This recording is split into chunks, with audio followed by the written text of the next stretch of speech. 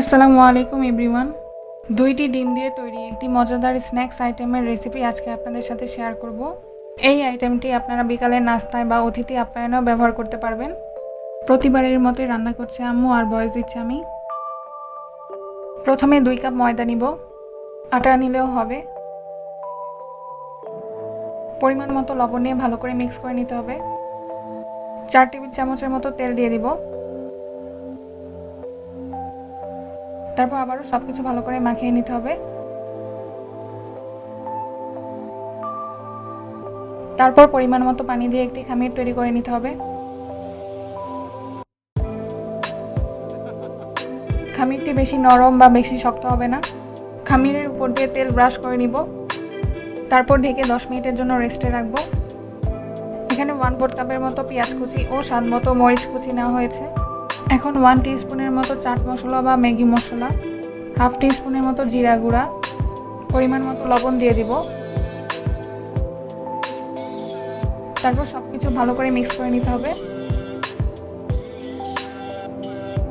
এখন 2টি ডিম ভেঙে দিয়ে দিব।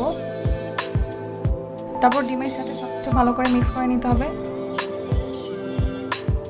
এরপর আগের তৈরি করা খামিরটিকে আরও একটু ময়ান দিয়ে নিব।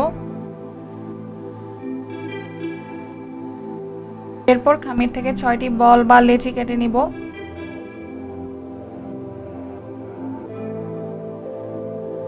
তারপর একটি বল নিয়ে এর উপর কিছুটা তেল দিয়ে একটি পাতলা রুটি বেলে নিতে হবে।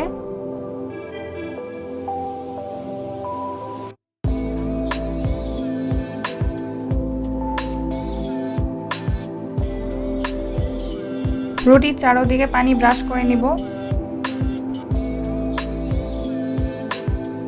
তারপর 2 টেবিল চামচের মতো পুর দিয়ে দিব।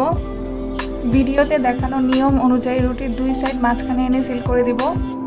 তারপর মাঝখানে পানি ব্রাশ করে রুটির অপর 2 পাশ একইভাবে সিল করে দিব।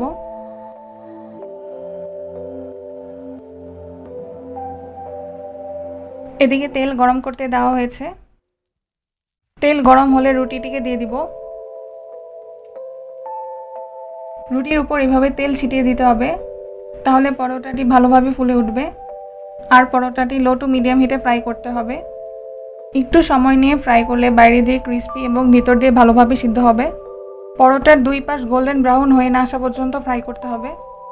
2 পাশ গোল্ডেন ব্রাউন হয়ে আসলে পরোটাটাকে তুলে নিব।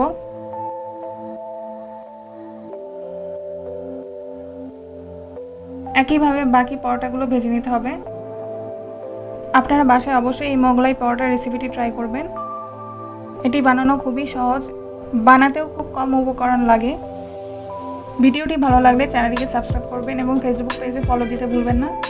আজ তাহলে এ পর্যন্তই। আল্লাহ হাফেজ।